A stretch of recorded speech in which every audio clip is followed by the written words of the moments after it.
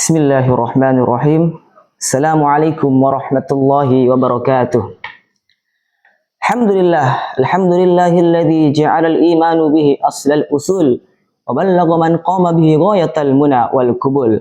Asyhadu an la ilaha illallah alladzi samma nafsahu al-mu'min fa innahu al-hamilul musni ala nafsihi al-mutafarridu bil kamalat wa asyhadu anna Muhammadan 'abduhu wa rasuluhu akmalu man qama bil usulil iman wa da'a ila haqa'iqil yakin wa maqamatil ihsan sallallahu alaihi wasallam wa ala alihi wa ashabihi wa man tabi'ahum bi ihsanin ila yaumil hisab. Amma ba'd. Alhamdulillah, puji dan syukur kita panjatkan kepada kehadirat Allah Subhanahu wa taala. Kata permulaan yang sering dimasukkan ke dalam pembuka bukan tanpa alasan melainkan tanpa bantahan, di mana seandainya kita mensyukuri nikmat yang Allah berikan kepada kita, lantas kita mentadabburinya, maka akan berkurang keburukan dan bertambah kebaikan kita.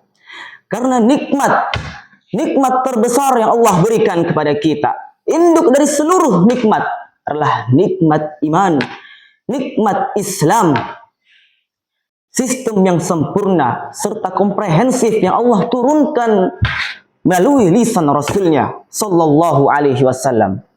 Yang dimana dengan Islam Allah memuliakan manusia, membuka mata hatinya bahwasanya Allah Subhanahu wa taala telah mewariskan bumi ini pada umat manusia untuk dikelola dan dipelihara. Dan dalam pengelolaannya Allah memberikan kita sistem yang jelas sehingga manusia memiliki kontrol dalam aktivitas ekonominya. Hadirin yang dirahmati oleh Allah Subhanahu wa taala, Allah Subhanahu wa taala melalui lisan Rasulnya telah merincikan yang halal dan yang haram. Dalam kitab Arba'in yang ditulis oleh Imam An-Nawawi, bahwasanya dalam suatu hadis ada seorang sahabat yang datang kepada Nabi Muhammad sallallahu alaihi wasallam dan bertanya, "Ya Muhammad, ara'aita, bagaimana pendapatmu jika aku salat 5 waktu, berpuasa Ramadan, kemudian aku ahlaltul halal wa haramtul haram, walam azid dzalika bisyai' walam azid dzalika syai'an adkhulul jannah." Kemudian aku tidak menambahkan darinya sedikit pun setelah aku menghalalkan yang haram, menghalalkan yang halal dan mengharamkan yang haram. Apakah aku akan masuk surga? Maka Rasulullah mengatakan, "Na'am, engkau akan masuk surga dengannya." Karena telah ditetapkan bahwasanya keberkahan dari yang halal dan kehancuran dunia akhirat dari yang haram. Maka saudara-saudaraku sekalian, berhati-hatilah.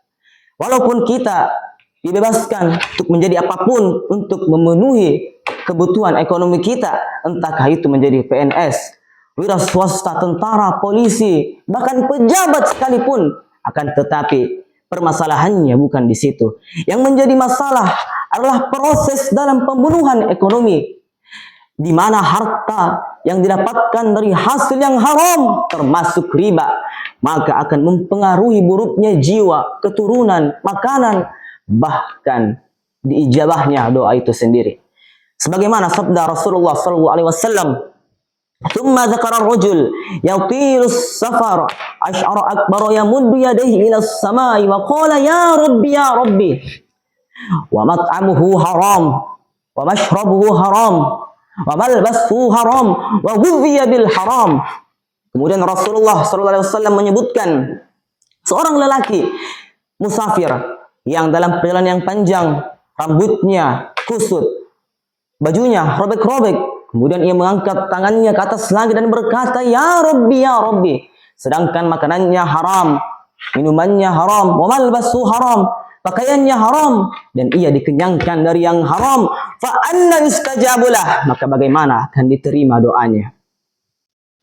Hadirin sekalian, saudara-saudaraku yang dirahmati oleh Allah Subhanahu wa taala, pada dasarnya kita diberikan 2 cara dalam pembunuhan ekonomi kita, yaitu sistem ekonomi bebas nilai dan sistem ekonomi bernilai. Sistem ekonomi bernilai adalah mereka yang bermoral, beretika, berakhlak, sesuai norma dan memperhatikan kepentingan bersama dalam melaksanakan aktivitas ekonominya. Sedangkan sistem ekonomi bebas nilai adalah sebaliknya. Di Indonesia, seringkali kita mengalami krisis, kelangkaan, pengangguran, inflasi, kemiskinan, pembangunan tak merata, defisit anggaran, hutang luar negeri. Mengapa demikian itu bisa terjadi? Karena banyaknya pelaku sistem ekonomi bebas nilai.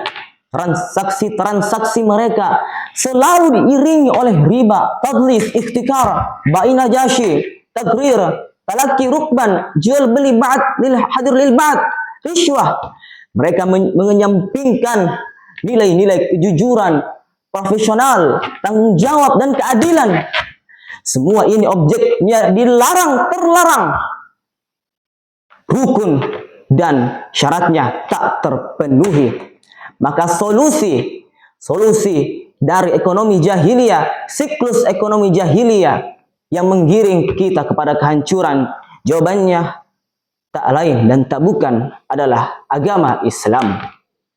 Satu-satunya agama yang diridhoi oleh Allah Subhanahu wa taala, yang diturunkan olehnya kepada Nabi Muhammad sallallahu alaihi wasallam untuk dijadikan sebagai pedoman hidup, way of life, yang tentunya memiliki dua pondasi utama, yaitu Al-Quran dan As-Sunnah. Maka saudara-saudaraku sekalian, marilah kita kembali kepada fitrah, saling bahu-membahu, bekerja sama untuk kembali membangun peradaban ekonomi sosial yang lebih baik dan diridhoi oleh Allah dan Rasulnya. Wa ma taufiqi illa billah, wa ma alaina illa al-balag. Idza wajadtum minni al-khata' fa innahu minni, fa innal insan mahallul khata' wan nisyan. Wa idza wajadtum minni sahihan thayyiban fa innahu minallahi azza wa jal. Akhirul kalam, thumma assalamu alaikum warahmatullahi wabarakatuh.